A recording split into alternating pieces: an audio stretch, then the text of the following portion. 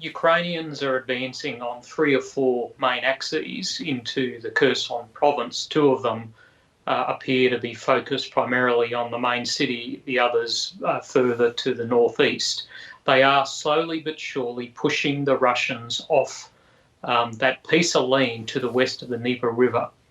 The imperative is to get in the way of this annexation by the Russians, but also for the Ukrainians to get themselves in a position where they can really threaten the Sevastopol naval base to the south. And Kherson is the first city to be taken by Russian forces in the invasion, so Ukrainians winning it back would be symbolically important too, I guess.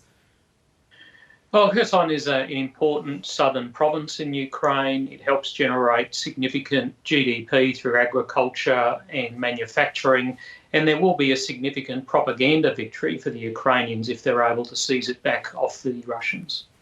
So what else is happening in Ukraine then, Mick, outside Kherson? Where's the main focus? We've been reporting that there's been heavy Russian shelling of the city of Mykolaiv, which also killed a Ukrainian grain tycoon.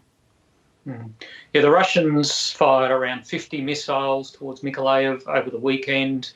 Some of these missiles hit potentially military targets, but a large percentage of them hit civilian areas, and they've killed a lot of people, including this agribusiness multi-millionaire and his wife.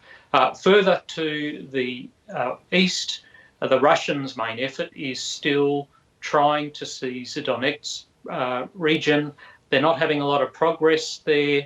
And around Izum and Bakhmut, they are slowly taking ground, but it's coming at huge cost, and it remains a doubt whether they'll actually be able to take all of Donetsk. And what's happening with grain exports from Ukraine then, Mick, after the deal to get grain out of the country and then Russia's bombing of the port of Odessa? What's happening there? Well, we saw this visit by the president of Ukraine to a port just outside Odessa over the weekend. The first vessel out of there should be a Turkish vessel with Ukrainian grain. That Turkish vessel's been there since before the war. So hopefully in the coming days we'll see the first vessels get out of there. Lloyd's of London have come to the party with some insurance coverage of ships, but I think there's still a long way to go before we see regular shipments of Ukrainian grain out of these southern ports. And so is it possible to say from where we are now who has the upper hand in the invasion?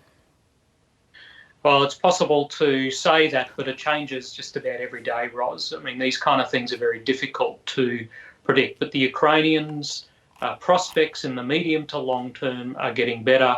They're getting a really good flow of Western arms. They're training up their military. And on the other side, the Russians really are in trouble with their manpower. They don't have enough soldiers to replace those in theatre at the moment, and those in Ukraine are growing exhausted and are taking large-scale casualties.